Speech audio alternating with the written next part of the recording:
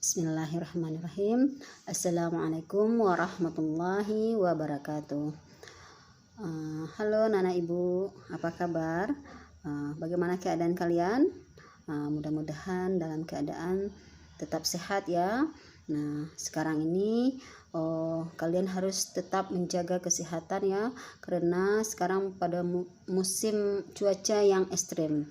Nah, minggu-minggu lalu panas saja. Nah, tapi minggu kemarin hujan pula dari malam sampai seharian gitu. Nah, dengan pertukaran udara seperti ini banyak yang menderita sakit ya. Nah, kalau sudah sakit, demam, nah apalagi ditambah batuk, kita sudah dicurigai aja tuh sama orang ya. Nah, sekarang ini penyakit yang ada cuman penyakit COVID. Nah, penyakit demam, flu, penyakit jantung itu enggak ada yang ingat lagi. Yang ada cuman COVID. Nah, untuk itu supaya kita jangan terindikasi ke arah ke situ. Jadi anak-anak Ibu tetap menjaga kesehatannya, mengatur pola hidupnya, makan, istirahat, dan bermainnya ya. Nah, jadi dengan mengatur pola hidup, insya Allah kehidupan kita berjalan dengan baik dan lancar. Nah, anak-anak Ibu, bagaimana ujian MIT-nya? Mudah-mudahan bisa menyelesaikan dengan baik ya. Yang penting anak-anak Ibu semua bisa melaksanakan dengan rapi, bersih, lengkap, dan sesuai dengan waktunya. Berapa nilainya? Yang penting ada, itu udah dapat nilainya tuh ya. Jadi ikutilah semua peraturan apa yang diperintahkan oleh guru kepada kita dengan sebaik-baiknya. Insya Allah hasilnya akan kita peroleh juga sesuai dengan apa yang kita lakukan. Nah, anak-anak Ibu semuanya, pada minggu ini kita akan membahas ya tentang masalah yang terjadi akhir-akhir atau minggu ini di media televisi. Anak-anak Ibu mendengar enggak kasus tentang mutilasi yang dilakukan oleh seorang wanita dan laki-laki? Dia membunuh korbannya sebanyak memutilasi. Anak-anak tahu apa itu mutilasi? Memutilasi itu memotong-motong bagian tubuh korbannya sebanyak 13 bagian ya. Nah, sangat sadis sekali gitu. Mungkin ada anak Ibu mendengar di berita itu ya, sedang trending betul ini topiknya ya. Padahal ya dari ceritanya itu Ibu mengikuti terus itu kasusnya, si anak ini, pelaku ini dari kecilnya memiliki otak yang encer, pintar, cerdas kata teman-temannya ya. Malah dia pernah mengikuti lomba olimpiade kimia. Nah, sampai-sampai dia masuk perguruan tinggi ternama yaitu Universitas Indonesia dan jurusannya MIPA ya. MIPA itu eksakta.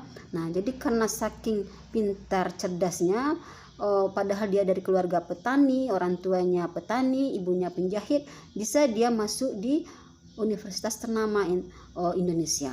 Pilih jurusannya MIPA. Nah, kawan-kawannya pun di kampus mengatakan memang dia memiliki otak yang encer, cerdas, suka mengeritik gitu ya. Tapi kenapa kok bisa dia melakukan pekerjaan yang sesadis ini, memotong-motong korbannya menjadi 13 bagian, hanya bermotifkan atau hanya ingin memiliki harta yang ada pada korban ya. Jadi hanya ingin mendapatkan uang yang ada pada korban itu, dia bisa melakukan pekerjaan yang sesadis itu.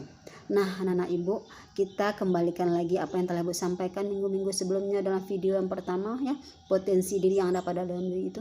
Nah, mungkin kita kalau kita bertatap muka, mungkin kita bisa diskusi apa di mana letak masalahnya anak ini bisa melakukan hal seperti ini ya.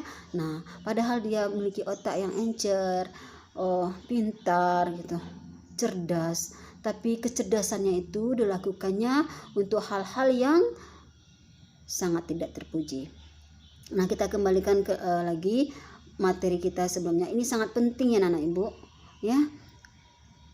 Apa yang telah Ibu sampaikan minggu lalu itu, kalau kamu melaksanakannya dengan sebaik-baiknya, Ya, potensi yang ada pada diri kita itu potensi fisik, potensi fisikis, sosial, spiritual, daya juang. Nah, kalau itu bersatu dalam diri seseorang, insya Allah kehidupannya akan bahagia, ya.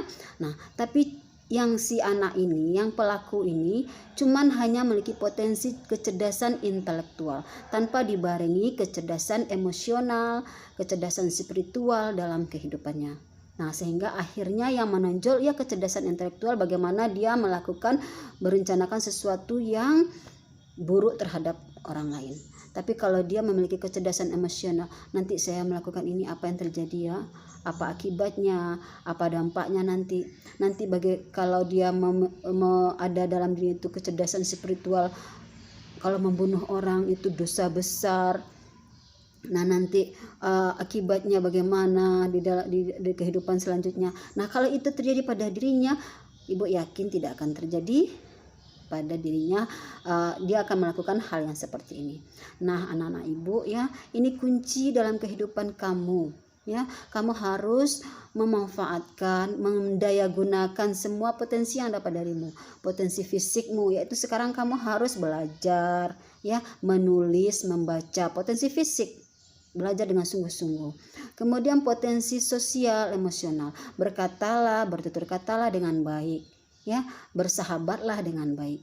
Kemudian potensi spiritual, lah manfaatkanlah waktu kamu ini ada waktu menghafal Al-Quran, waktu sholatnya, waktu mendengarkan kajian agama gitu, supaya keseimbangan dalam diri kita itu ada gitu. Tidak hanya materi-materi pelajaran di sekolah saja yang kamu isikan kepada dirimu, tapi juga masalah-masalah ruhaniyahnya. Nah, anak-anak ibu pesankan sekali lagi kepada kalian ya, tolong sekali lagi manfaatkanlah, kembalilah lihat lagi kalau masih ada yang menyimpan video ibu kemarin itu, betapa pentingnya ya potensi yang ada pada diri kita itu kita gunakan dengan sebaik-baiknya. Kalau tidak, hidup kita akan sengsara, menderita dunia dan akhirat ya. Nah, mungkin itu saja dulu pembelajaran ibu hari ini, mudah-mudahan bermanfaat dan ibu sudahi. Assalamualaikum warahmatullahi wabarakatuh.